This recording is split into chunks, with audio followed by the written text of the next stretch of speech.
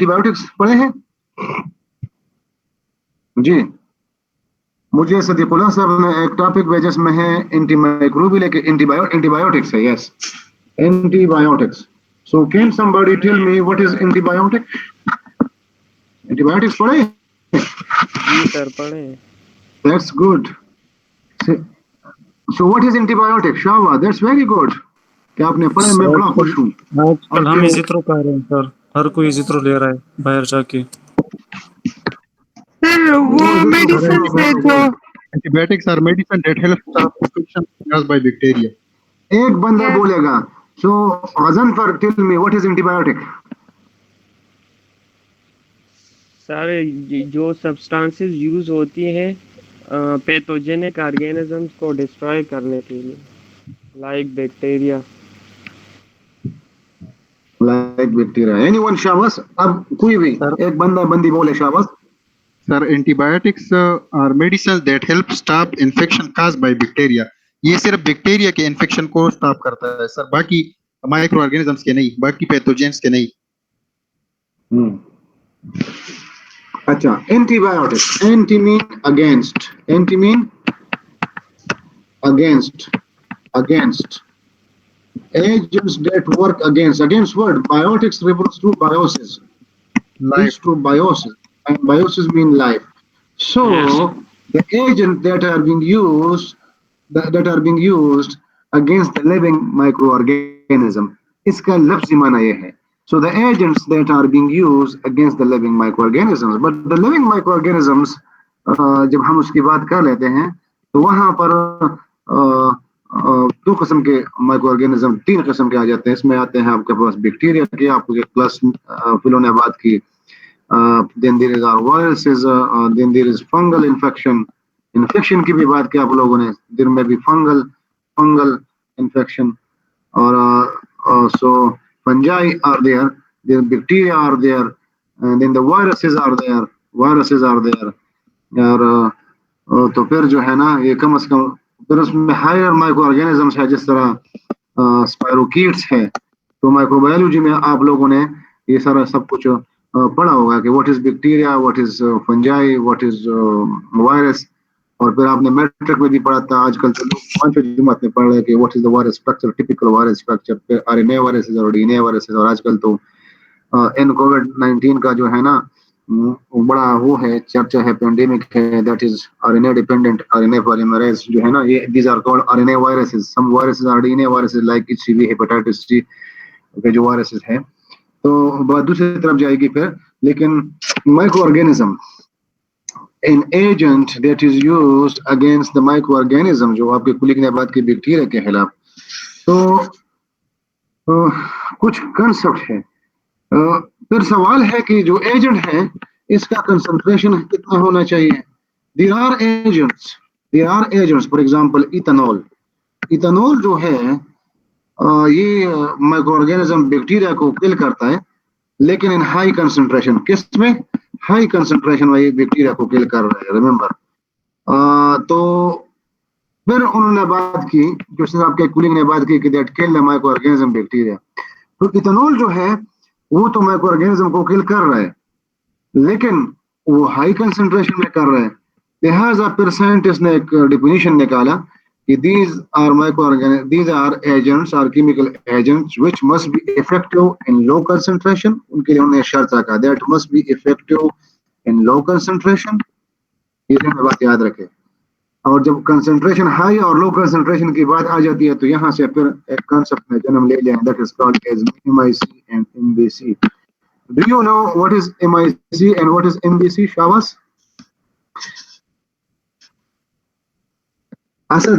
Asadullah, what is MIC?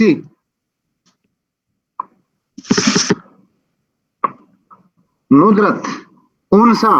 नहीं जानता sir. Minimum. अच्छा, सबको नहीं पता. Minimum inhibitory concentration. This is called as minimum inhibitory concentration, and this is MBC is called as minimum bactericidal concentration. आप समझ में आई बात? लिहाजा इथेनॉल जो है वो बैक्टीरिया को तो साफ कर लेता है, खत्म कर लेता है, लेकिन इथेनॉल में ये मसला है कि that is required in high concentration.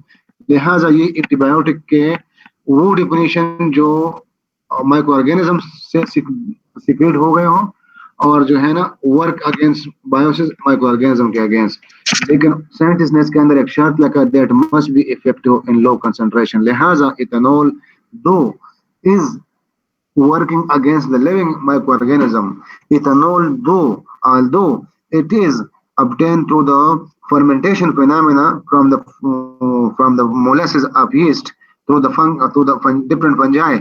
You see, it obtained from the microorganism and work against the microorganism. You see, but since its concentration is required is very high, therefore antibiotics के उस पे नहीं आता, definition के पूरा नहीं आता। लिहाजा एंटीबायोटिक के लिए पहले ये शर्त था पहले कि ये माइक्रो ऑर्गेनिज्म से हासिल किया गया हो, नेचुरल सोर्स से। दूसरा ये था कि it must work against micro organism, और तीसरा ये था कि it must effective in low concentration. लेकिन आजकल वो कंसेप्ट खत्म हो गया कि it is an agent.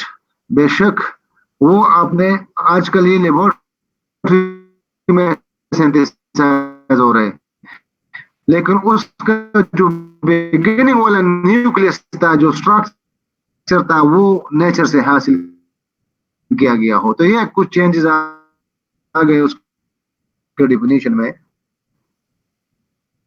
Sir ये चेंजेस दोबारा बताएं आपके एंटीबायोटिक्स में कि व्हाट इज, क्या बताऊं सर ये चेंजेस जो आपने बताए?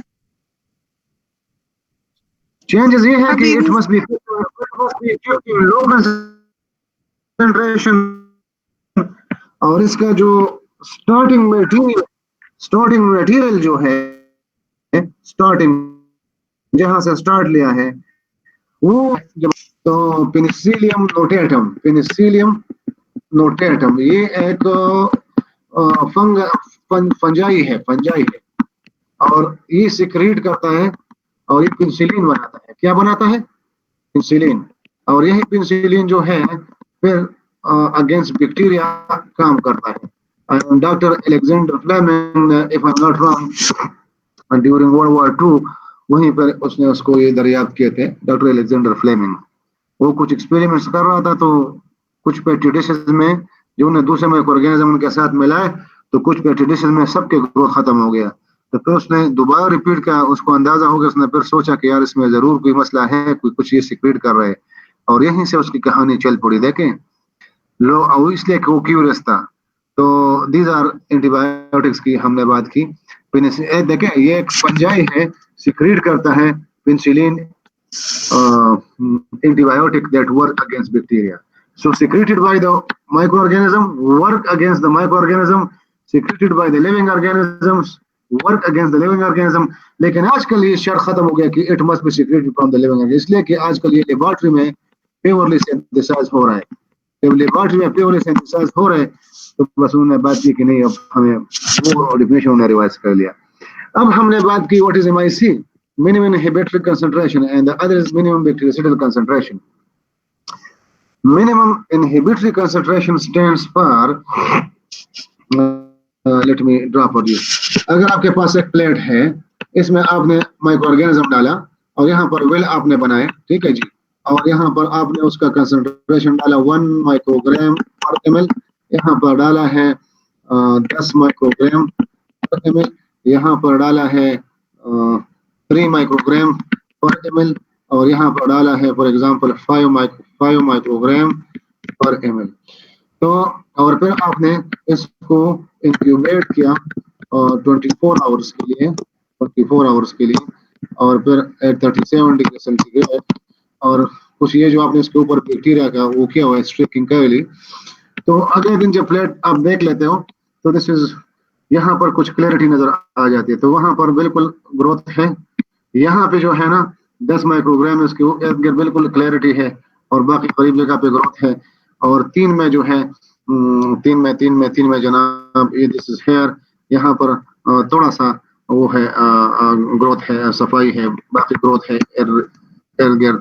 और यहाँ पर जो 5 माइक्रोग्राम है यहाँ पर भी थोड़ा सा क्लैरिटी है। इसका मतलब ये हुआ इसका मतलब ये हुआ कि ये जो इर्द गिर्द उसकी जो क्लियरिटी जोन है क्लियर कर दे, माइक्रो ऑर्गेनिज्म का जो ग्रोथ हो रहा था तो ये उसने इनहिबिट किया 24 घंटे में उसका जो ग्रोथ हो रहा था।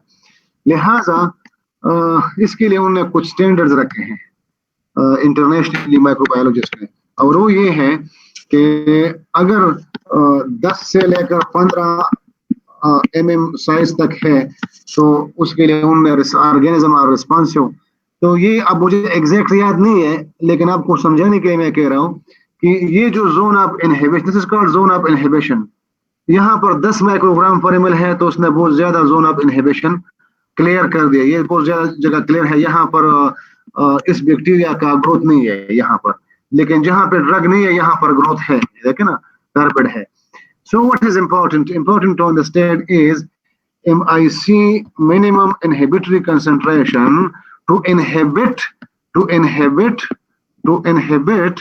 the growth of microorganism here. You see, यहाँ पर भी inhibit हुआ है, यहाँ पर भी inhibit हुआ है, और ये जो 1 माइक्रोग्राम था यहाँ पर inhibit नहीं हुआ है। Remember, ये 1 माइक्रोग्राम है पर ml, ये 10 है, ये जनाब 3 है और ये 5 है, ये वही प्लेट है आगे जो हमने पढ़ा है। तो उसके लिए उन्होंने स्टैंडर्ड रखे कि रेजिस्टेंट कौन सा होगा, रेजिस्टेंट वही होगा कि अगर इसका zone of inhibition for example 5 mm या उससे कम है मिलीमीटर डायमीटर का, तो ये रेजिस्टेंट होगा। तो जब कल्चर सेंसिटिविटी रिपोर्ट आ जाती है लेबोरेटरी से, वो कहते हैं कि organism is resistant to moxifloxacin, gemifloxacin, amoxicillin, और फिर कहते हैं कि रिस्पांस सेंसिटिव तो फॉर एग्जांपल एमएपेनेम है या मेरोपेनेम है, वो यही रिपोर्ट लगा लेते हैं। और लिहाजा यहाँ पर MIC का मतलब ये है कि minimum inhibitory concentration to inhibit the growth of susceptible strain of bacteria. ये ज़हन में बात याद रखें। आज हमने MIC के कंसेप्ट की बात की, लेकिन बास किताब जो आप पढ़ोगे उसमें लिखा होगा MIC 90, बास में लिखा होगा MIC 50।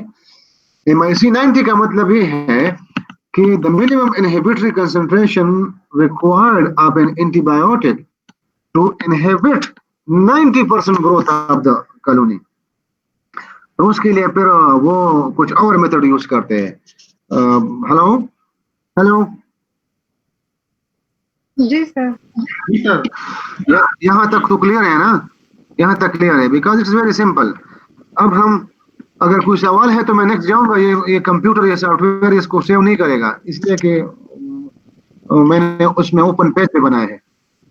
सर ये इस मिनिमम कंसंट्रेशन का मतलब ये है कि जो मिनिमम कंसंट्रेशन हमने यूज़ की है बैक्टीरिया की ग्रोथ को कंट्रोल करने के लिए।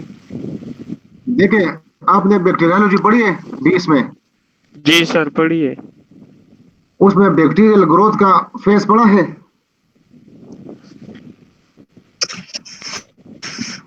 ये तो आज बैक्टीरियोसाइडल और बैक्टीरियोस्टैटिक वो चीजें सर। नहीं चलो ये वाला कंसेप्ट तो आपको याद है, अभी याद रहेगा ना। कोई बंदा उससे स्क्रीनशॉट अपने ले सकते हैं, अगर आपके पास से स्क्रीनशॉट ले लोगे, मोबाइल है। मैं आगे जा रहा हूँ, आगे जाऊं जी चले। So let's take another slide. अब जो है ना, तो हमने आपने सवाल ये कितना कंसंट्रेशन में, जब आप ड्रग लेते हो ना, आप ओरल रूट से लेते हो, याद है? या आप ओरल रूट से लेते हैं, इंजेक्टेबल रूट से भी लेते हैं, और फिर ये small intestine, large intestine, and then it goes and to the rectal route, और फिर जो है ना फीसेस में निकलते हैं। और ड्रग जो है ना आप ओरली ले रहे हैं, और पर ओरल रूट कुछ कैप्सूल आपने ले लिया 500 मिलीग्राम की। जब आपने 500 मिलीग्राम की कैप्सूल ले ली तो ये यहाँ से उसकी फिर एब्जॉर्प्शन स्टार्ट होगी, डिसोल्यूशन स्टार्ट होगी, डिसइंटीग्रेशन स्टार्ट होगी। आपने जनरल फार्माकोलॉजी में पढ़ा होगा। यहाँ से उसकी एब्जॉर्प्शन स्टार्ट होगी, और ये इफ दिस इज लिवर, ये लिवर है, तो उस लिवर से पास होके ये फिर जाएगा जनाब जनरल सर्कुलेशन में, ब्लड में। ये जाएगा ब्लड में, ड्रग अब आ गया ब्लड में, और जब ब्लड में ये ड्रग आ गया तो ब्लड से ये फिर जाएगा टिश्यूज में। जब ये टिश्यूज में जाएगा तो टिश्यूज के जरिए फिर ये जाएगा इसका जो निकलने का रास्ता है किडनीज, और ये फिर यूरिन के जरिए निकलता है मोस्टली, और नंबर 2 फीसेस के जरिए निकलेगा। ये हमें बात याद रखें। तो जब यहाँ पर गॉल ब्लैडर है और इनका जो अपना कुछ सर्कुलेशन है गॉलब्लैडर को भी, और यहाँ से उनको एक रास्ता है हेपेटोपेंक्रियाटिक डक्ट और सिस्टिक डक्ट, और यहाँ पे आ जाए कुछ ड्रग जो है यहाँ पे आके यहाँ पे सिक्रेट होके बाइल में फिर यहाँ पे आते हैं और यहाँ से फिर रीअब्सॉर्ब हो रहे और ये ब्लड में फिर जा रहा है, उस तरह ये चक्कर चलता रहता है, क्योंकि ये एंट्रॉन है। तो इससे साइंटिस्ट ने एक ऑब्जेक्ट साबिका ले लिया एंटीरो, क्योंकि ये लिवर है, हेपेटिक और ब्लड है, लिहाजा एक लफ्ज ने लिखा सर्कुलेशन। तो आप जब किताब पढ़ रहे हैं तो एंटीरो हेपेटिक सर्कुलेशन जो है, बाज ड्रग जब आप ओरली देते हो तो उनका जो है एंटीरो हेपेटिक सर्कुलेशन होता है, ये जाते हैं फिर सीक्रेट होता है, फिर एब्जॉर्ब होते हैं और फिर जो है ना ब्लड से टिश्यू पे जा रहे हैं। टिश्यू में जो है ना रिसेप्टर्स होते हैं और रिसेप्टर्स पे जो है ना, या जहाँ पे इन्फेक्शन चल रहा है, फॉर एग्जांपल लंग्स है, लंग्स में इन्फेक्शन है तो ये फिर ब्लड के जरिए ये आ रहे हैं, फिर लंग्स को आ रहे हैं और यहाँ पर अगर उसको ब्रोंकाइटिस है, बैक्टीरिया वगैरह है तो ये इसको कवर कर रहे हैं। लिहाजा यहाँ पर उसका इतना कंसंट्रेशन होना चाहिए इस लंग्स में जहाँ पे इन्फेक्शन है कि ये इस बैक्टीरिया की ग्रोथ को रोक सके। रिमेंबर, तो अभी आपने बात की बैक्टीरियोसिडल और बैक्टीरियोस्टैटिक।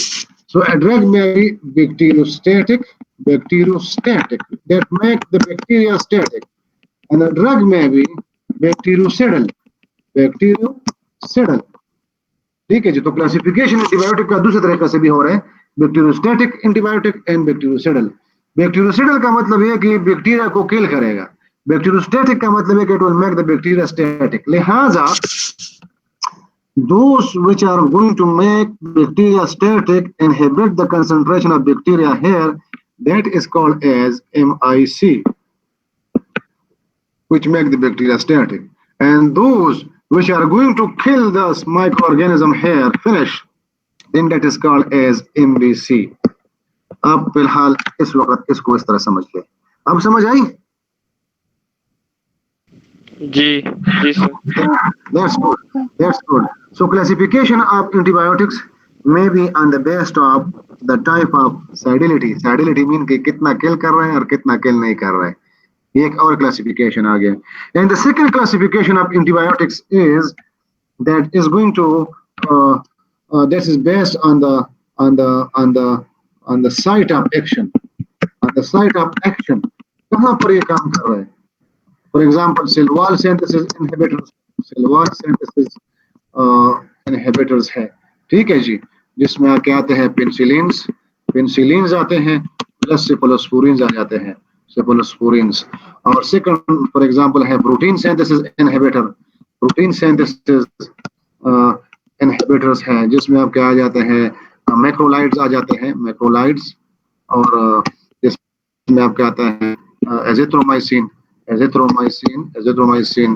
और क्लेरिथ्रोमाइसिन है, ठीक है जी, और एरिथ्रोमाइसिन है। हम इन एंटीबायोटिक्स से और अदर भी क्लासिफिकेशन है, हम आज नेक्स्ट स्लाइड में पढ़ लेंगे। लेकिन just to tell you the antibiotic classification में be based on the site of action and it may be based on the cidality. Cidality mean cidality, CYDALIT। Cidality mean killing phenomena. तो antibiotic में भी बैक्टीरियोसाइटिक और में भी bactericidal. यहाँ तक clear है भाई? जी सर। That's good. Clear है? और we have still time, so let me proceed. Antibiotics थोड़ा सा लेंथी है, इसको हम 2 क्लासेस में कवर करेंगे, ठीक है जी। पोटेंशियो को भी बोल जाते हैं, लेकिन आपको समझने के लिए ये है कि पोटेंशियो जो है it is one of the, चलो स्लाइड को मैं वो ले रहा हूँ ताकि आपको, it is 1/MIC, 1 divided by MIC is called as potency। समझ में आई बात? तो एक एंटीबायोटिक कितना पोटेंट है दिस टेल्स यू, ये एक इंडेक्स है, ये आपके लिए नहीं है, बस ये मैंने चूंकि लेक्चर जर्नल बनाया था उसके लिए है। पोटेंसी का मतलब अगर आपको MIC के एंटीबायोटिक के MIC का पता है तो आप उसका पोटेंसी मालूम कर सकते हैं। मसलन एक एंटीबायोटिक ए है, दूसरा एंटीबायोटिक बी है, एक का MIC जो है ना वो 4 है, दूसरे का ए का, और दूसरे का जो है ना बी का MIC जो है ना वो 6 है, तो जाहिर बात है 1/6 उससे एक और वैल्यू आ जाएगी और 1/4 से एक और वैल्यू आ जाएगी, ये you know this. So therefore ये हम जस्ट टू कंपेयर कि एक बैक्टीरिया के अगेंस्ट मुख्तलिफ किस्म के एंटीबायोटिक्स जो है ना किस तरह उसकी पोटेंसी है। एक और लफ्ज आता है that is called spectrum. This is very important. What is spectrum? Spectrum mean that which particular antibiotic is going to be effective against which particular bacteria or which particular microorganism। ये ज़हन में बात याद रखें, ये बहुत जरूरी है। स्पेक्ट्रम ऑफ एंटीबायोटिक, जब स्पेक्ट्रम की बात आ जाती है तो फिर हमारे पास एक और क्लासिफिकेशन आ जाता है। The third classification is based on spectrum antibiotic classification. So this may be a broad spectrum antibiotic, broad spectrum antibiotics, and then it is a narrow spectrum antibiotic, narrow spectrum antibiotics। ये आपको narrow का मतलब ये है कि ये एक खास किस्म के बैक्टीरिया को कवर कर रहे हैं, खास किस्म के बैक्टीरिया को कवर कर रहे हैं, माइक्रो को कवर कर रहे हैं, रिमेंबर। और कुछ चंद महसूस एंटीबायोटिक के खिलाफ ये काम करते हैं। लिहाजा ये आप नैरो स्पेक्ट्रम का। ब्रॉड स्पेक्ट्रम का मतलब ये है कि ये तकरीबन बहुत ज्यादा अक़साम जो है ना बैक्टीरिया के, उनके खिलाफ काम कर रहे हैं। फॉर एग्जांपल इसका मिसाल हो गया एमॉक्सिसिलिन। एमॉक्सिल जो है ना, एमॉक्सिसिलिन के नाम से अवेलेबल है। हेलो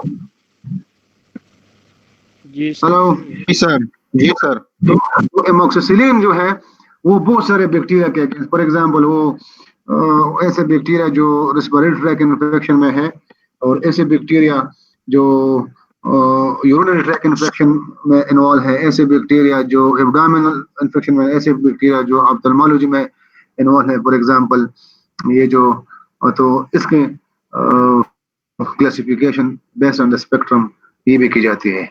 अच्छा, आप लोगों ने माइक्रो ऑर्गेनिज्म पढ़े थे उसमें, जिसमें टिपिकल एटिपिकल माइक्रो ऑर्गेनिज्म पढ़े थे? जी सर पढ़े। What is atypical micro organism शाबाश?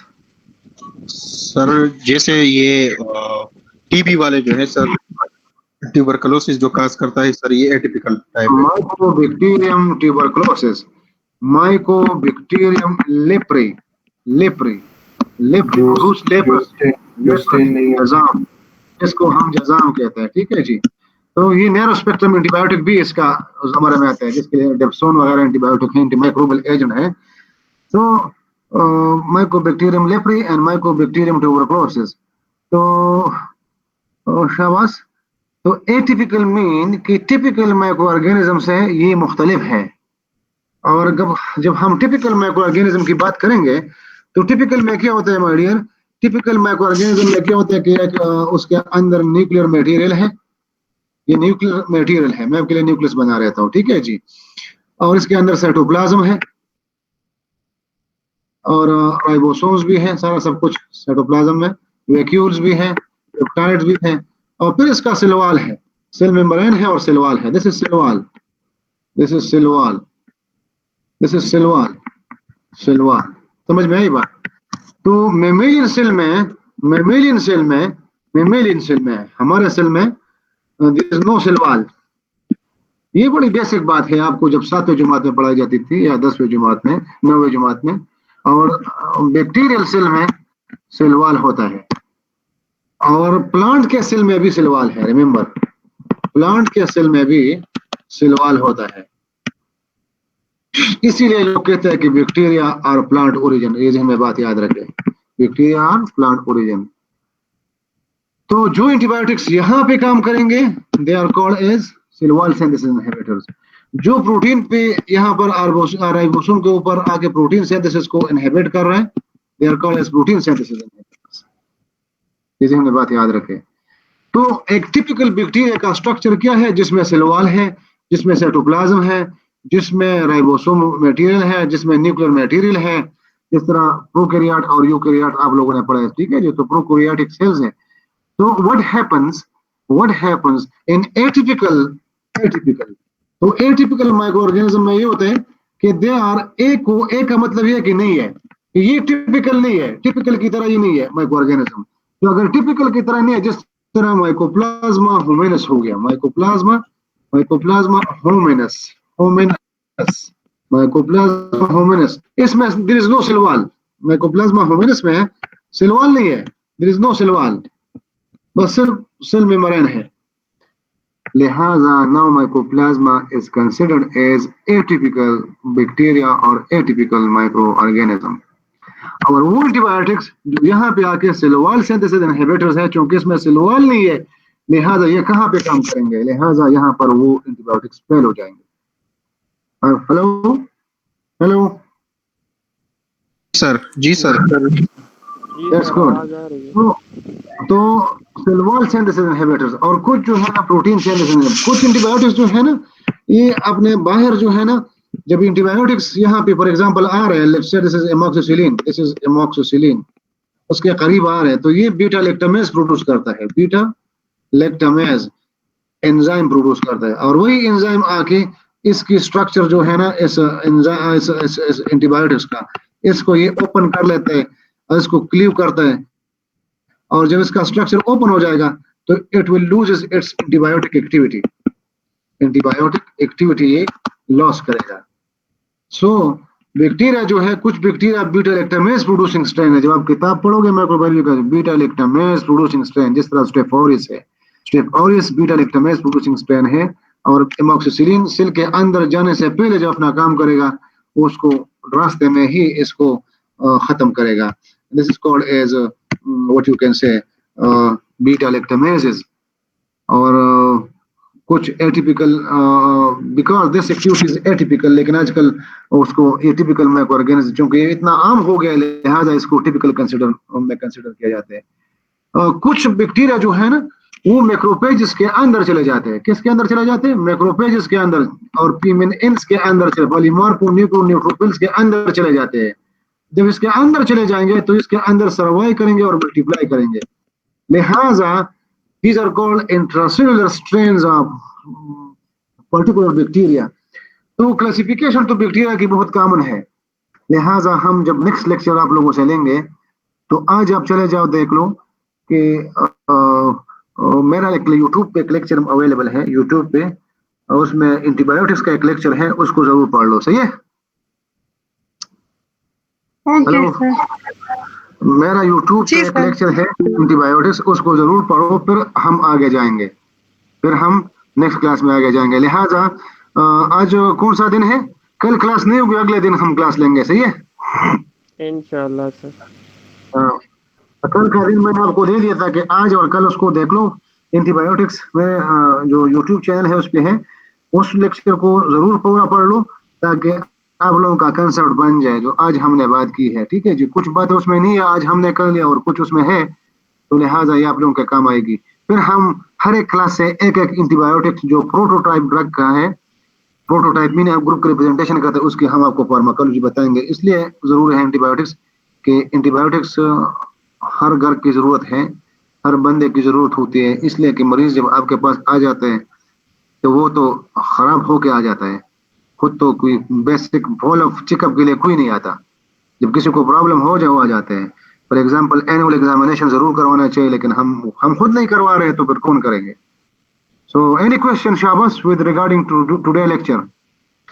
मैंने कंटिन्यूम के लिए दूसरा लिंक भेजा है, लेकिन मैंने सोचा कि अगर ये लेक्चर खत्म नहीं हो सका तो फिर मैं दूंगा वो, लिहाजा इस ऑप्शन को हम ऐसे ही छोड़ लेते हैं। एनी क्वेश्चन शाबाश?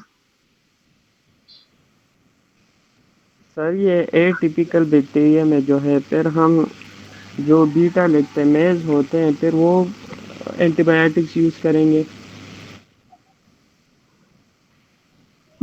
इस सवाल का जवाब उस लेक्चर में है, बीटा लैक्टामेज नहीं है। बीटा लैक्टामेज तो वही है कि वो उस जिस एंटीबायोटिक में बीटा लैक्टम रिंग है, जिस एंटीबायोटिक में वो बीटा लैक्टामेज उसको कहते हैं, वो आके उसको खत्म करेंगे। तो बीटा लैक्टामेज तो आप नहीं कह सकते, बीटा लैक्टम एंटीबायोटिक है वो हम देते हैं, लेकिन बैक्टीरिया बड़ा चालाक हो गए, उसके लिए हमने मोड ऑफ एक्शन जो है ना उसमें बताया है आपके सवाल का पूरा जवाब। तो आप उस लेक्चर को ले लो, और आपके सवाल से हम फिर आगे जाएंगे। इसलिए कि अब मैं जब उसको ड्रा करूंगा तो पूरे 1 घंटा उसमें लगेगा। तो आज जाए आप उस लेक्चर को पढ़ लो, देख लो, सुन लो, और फिर इस सवाल को लेके हम आगे जाएंगे। शाबाश। कोई और इससे रिलेटेड सवाल हो?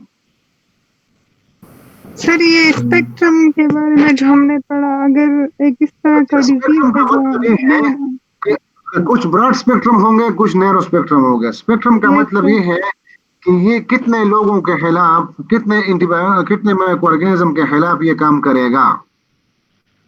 सर अगर इस तरह का डिजीज है जो नैरो स्पेक्ट्रम से ट्रीट हो सकती है, और अगर उस पेशेंट ने ब्रॉड स्पेक्ट्रम यूज किया या वाइस वर्सा, तो इसके फिर कुछ साइड इफेक्ट्स है?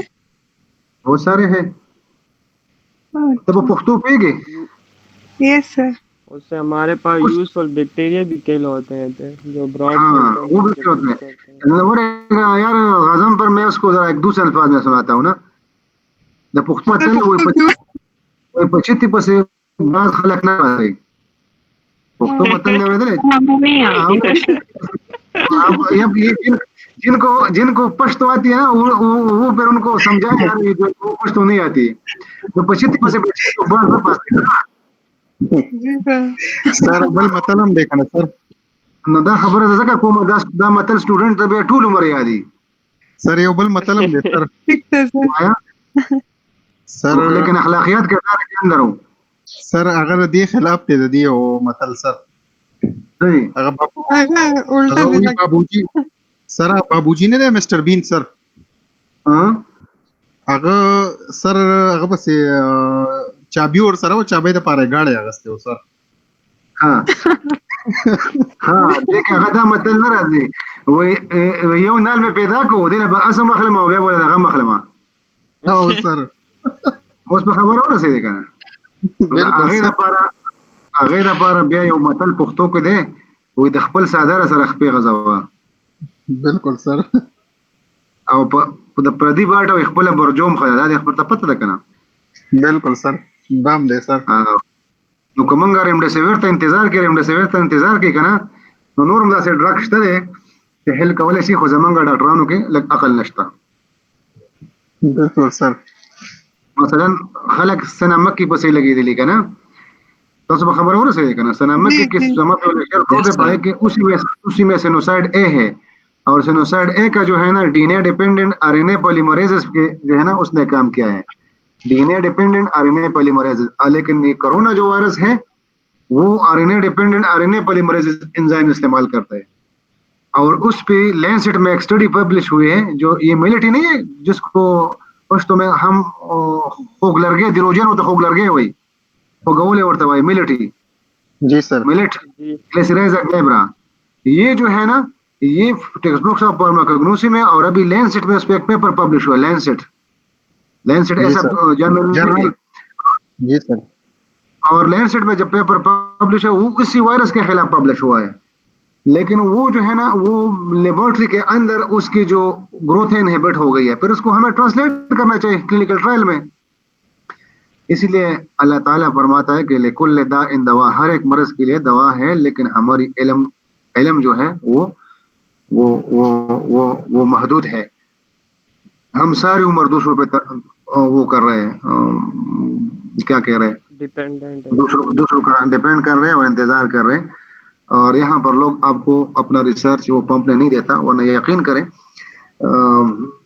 मैंने जिस वक्त तो नवाज शरीफ साहब वजीर आजम थे, और हमारे KMU को एक लेटर आया कि हमें फौरन हेल्थ डायरेक्टरेट से कि फौरन हमें एक प्रपोजल दे दें, और वो कजाकिस्तान था या उज़्बेकिस्तान था जो भी था उधर जा रहे थे, और इस यहाँ पर एक तो मैंने centre for new drug development हेबर मेडिकल यूनिवर्सिटी का एक प्रपोजल भेजा था, वो कोई 450 मिलियन रुपये उसका था, इतना भी नहीं था, लेकिन वो उन्होंने मंजूर नहीं किया।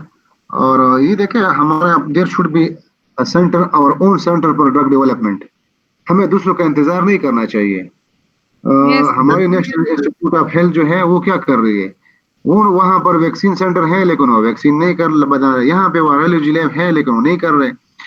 तो ये जो अभी बात चल पड़ी ना, थोड़ी सी बात करें जिस वक्त तक ये वो है हम बात कर लेते हैं जिस वक्त तक ये कनेक्शन है। तो फिर कल नहीं अगले दिन हम क्लास लेंगे इंशाल्लाह, ठीक है जी। और आप तैयारी करो। लेकिन ये जो वायरस है, इस वायरस का अगर आप बाहर वाला स्ट्रक्चर है, जिस तरह आपने देखा है, इस तरह कोई राह की तरह उसके ऊपर ये इसको हम कहते हैं स्पाइक प्रोटीन, स्पाइक प्रोटीन। और ये जो स्पाइक प्रोटीन है, हेलो जी सर, क्राउन शेप। सर्कल का है सर। क्राउन शेप आप कहते हैं, इसलिए वो आपने पढ़ा है ना विकिपीडिया पे, तो इसलिए इसका कोरोना वायरस उसने उनका नाम रखा है नाम, ठीक है जी। ये जो स्पाइक प्रोटीन है, कुछ इसके जो स्ट्रक्चर बनाते हैं इसको हम कहते हैं ये जो स्ट्रक्चर है, लिहाजा ये स्ट्रक्चर प्रोटीन हो गया, स्ट्रक्चर प्रोटीन। और कुछ जो उसके अंदर है जो बन रहे प्रोटीन वायरस के अंदर, ये हमें बात याद रखें। एक तो उसके अंदर डीएनए है, आरएनए है, ये डबल स्ट्रैंड आरएनए है, तो ये आरएनए वायरस है। और कुछ कुछ इसका जो है ये प्रोटीन जो यहाँ पे बन रहे हैं प्रोटीन, तो this proteins are called as non structural protein, non structural protein. तो हर एक ये वायरस उसका एक स्ट्रक्चर बना है कि नॉन स्ट्रक्चरल प्रोटीन, अगर उसको हम एक अददी सर की शक्ल में जाहिर करें, नॉन स्ट्रक्चरल प्रोटीन का ये है, इस पोजीशन पे है, इतना किलो डाल्टन है, और स्ट्रक्चर प्रोटीन का ये है। लिहाजा ये बड़ा आसान है, इससे ये वाला इरिजिन आप काट लें, और ये जो है ना इसके खिलाफ फिर एंटीबॉडी बनेंगे, ठीक है जी, एंटीबॉडीज। और उस पर ब्लड को सेंट्रीफ्यूज करो, और जब सेंट्रीफ्यूज करोगे तो फिर जो है ना इसकी फिर प्योरिटी और सेफ्टी का कुछ टेस्ट होते हैं, फेज 1 फेज 2 क्लिनिकल ट्रायल और 4। लेकिन ट्रस्ट इन मी, आप मुझे दे दें, मुझे पैसे दे दें, मुझसे काम ले लें, अगर हम नहीं कर सके तो उस दिन हमसे रिजाइन भी ले लो। लेकिन ये बस छोड़े, हम सारी उम्र सवाल ही बन गए, हसन निसार की तरह जो है ना, मुझे मजीद मत भौंकने दो। तो ये जो सर्फ प्रोटीन है, सर्फ एपिटोप है, ये जो सर्फ प्रोटीन है, अभी जो स्टडी आई है वो कह रहे हैं कि जो पहले वाला वायरस था कोरोना वायरस, उसकी 98.9% इसकी होमोलॉजी है। क्या है होमोलॉजी? होमोलॉजी का मतलब है कि सिमिलर स्ट्रक्चर है, सिर्फ 1.2 बनता है या जो भी बनता है परसेंट जो वेरिएंस है वो जगह भी मालूम हो गया, वो जगह भी मालूम हो गया है, ठीक है जी। तो उससे सरफेस वाला ये रीजन, इसको हम एपिटोप कहते हैं, एपिटोप, इसको हम एपिटोप कहते हैं। और जब इसके खिलाफ फिर एंटीबॉडी बनेंगे, इसको फिर हम पैराटोप कहते हैं, इस जगह को फिर हम पैराटोप कहते हैं, एंटीबॉडी वाले इस जगह को। तो कहने का मतलब ये है कि करने को सब कुछ हो सकता है, और ये वायरस जब हमारे बदन में जाएगा तो ये हमारे बदन का आरएनए, डिपेंडेंट आरएनए पर हमारे जो प्रोटीन असेंबली सेंटर है उसको इस्तेमाल करते हैं। तो देयर आर ड्रग्स जो उस पर आप काम कर सकते हैं, लेकिन वो कहते हैं कि money makes the man go. Drug development centre जो है ना, that required billions of dollars. और थर्ड वर्ल्ड, हाँ सर इस पे कितना खर्चा आता है कि इसके जो एंटीबॉडी तैयार हो सकते हैं सर?